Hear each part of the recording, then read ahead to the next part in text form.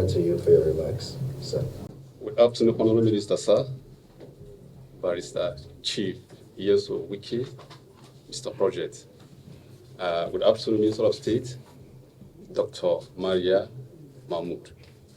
We want to use this opportunity to formally congratulate you for being appointed as the Minister of State and the Senior Minister of the FCT. This is the first time we are meeting officially, and we are using this opportunity to also congratulate you on behalf of the entire over 50 journalists cover the FCT, the Federal Capital Territory Administration. Honorable Minister, sir, it will not be well for us if we fail to recognize the presence of the Permanent Secretary here, who stood by us all through when the Federal Executive Council was yet to be inaugurated. He has been together with us. He has been together with us. He gave us all the necessary support. He provided an enabled environment to us. We also use this opportunity to appeal to the Honorable Minister, sir, if he can help us thank the Permanent Secretary, sir. He saw where we are sitting is not conducive, and he feared there is need for him to also all the administration to provide us with another environment in which I think 2 days ago I was in Kaduna when my members called me that chairman, where the Permanent Secretary promised us, they have started construction in that place. And I also use this opportunity to tell the Permanent Secretary that we are so happy and grateful. Sorry, you don't put Permanent Secretary into trouble. Because when you were saying it, I was looking at him. Because I do know that it's not I will not support, but there are certain things should be kept quiet. Because I don't know where it is in your budget. You always believe in budget.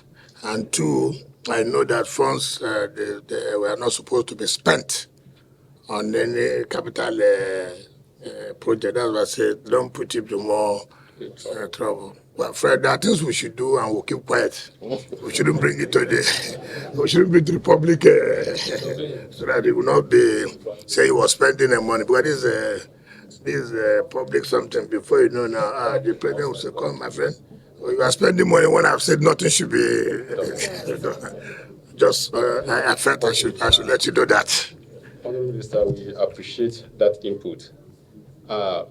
This particular press call, I think, for over 3 decades, it was instituted, I think, 30 years ago. And since then, this particular press call has been enjoying the of a partnership between the administration and also the member of the FCT Minister press call. We are professionals. A lot of us are 30, 40 years, they have been practicing. Just like an elder statement there, they have just introduced the 001. I think he started, he saw military here, civilian, and he's still practicing. He has not yet tired, and he continues to be practicing and reporting activities of the administration. Honorable Minister, sir, and I think all members and directors, all head of department of the FCT, we always appreciate them for all the necessary support they have been giving us. And on our own part, we'll be reporting what is due and what is good, what would be good for members of the public. Yes, I agree. You have pointed out something that we should be reporting what you people said, not that we should go and be reporting what they have said. Yes, we are going to take that as a challenge. We are going to build on ourselves, investigate, and report what is needed to the members of the societies. We are part and parcel of the FCT administration, and that is why we choose to operate a guard journalism, not a watchdog journalism, where we see something, we just go outside and then be telling the people this and that. No, when we see something, we approach the administration. Sir, this is how do you remedy it?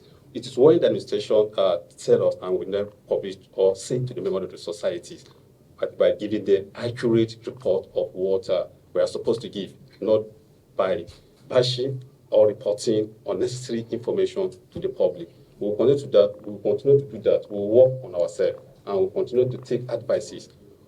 We are part and parcel of this administration. When things go wrong, it also affects us because a lot of us, our children, will go to school here, we go to market here, and we also relate to people in this city. So it is our duty to work in harmony, work very closely together with the administration in order to build a befitting city that will stand and will compete with other developed capital cities across the globe. We know your antecedent. We also know the antecedent of the Honorable Minister of State. We have followed you carefully. Some of us reported to you when you are the Minister of State, Education, and also you took over as the Minister of Education before you left to go and contest governor. And by the special grace of God, you served Rivers State 2 times in that capacity. And your projects have been spread all over, in which I think with a crop of journalists here in FCT will help you in order to replicate what you have done in Rivers State here in FCT. Give you the necessary support, we will give you the necessary publicity, we will project you very well. Who knows, tomorrow you may be the president of Nigeria. And with our support, and with the support of the crop of journalists here, and I think you'll get there by the special grace of God. You have all what it takes. No, my prayer is that I should succeed as FCT minister. Please, and leave the other one now, before you go and carry different story. So please, let's talk about the one we are here now. I'll leave about the tomorrow one, please. What it means is that things are really down here. That's the point I'm trying to make. And then we have to work hard to make sure that things okay come up. So that I'm not saying there's no hope. When something is totally there, it means there's no hope. But did you understand the point I'm making? Things are very, very bad. Very, very, very bad. I told you about the garnish of $800 million US. So if taking at the current rate today is how much? 9 plus. Take 800. They'll just take 100 into $100 billion. How much? 80 billion, right? 80 times 8 is how much? 64.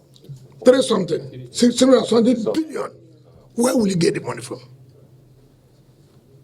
That means whatever you have is gone. That's the point I'm trying to make. How many years budget? 3 years minimum. 3 years. How can it be 3 years? I said minimum. It can be minimum. This year budget 15 billion. You have this year budget is 15 billion national budget. 15 billion for national budget. And they've only released 1 billion. So take it that you have a national budget of 15 billion. In 10 years, it's 150 billion, right? What is the statutory budget? In a year. Let us do what's the statutory budget. So, you need hard decisions to bring things back to shape. You need hard decisions. And you know in our country, we don't like hard decisions. I'm just giving you this as an example. That is just one. So many, there's one I saw where the central bank said what they will pay. Yes. They deducted it. And how will you survive it?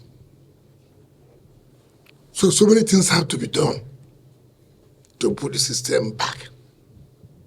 So when I say it's dead, I'm not saying that it's that kind of death that you will not, it's not the death of dying that you will not work again. But the death that you need hard working, you need to take hard decisions that people will not like, but that is what will bring back the system. That's the point I'm trying to make. Are you okay? Okay, Yes. Tango. Yes.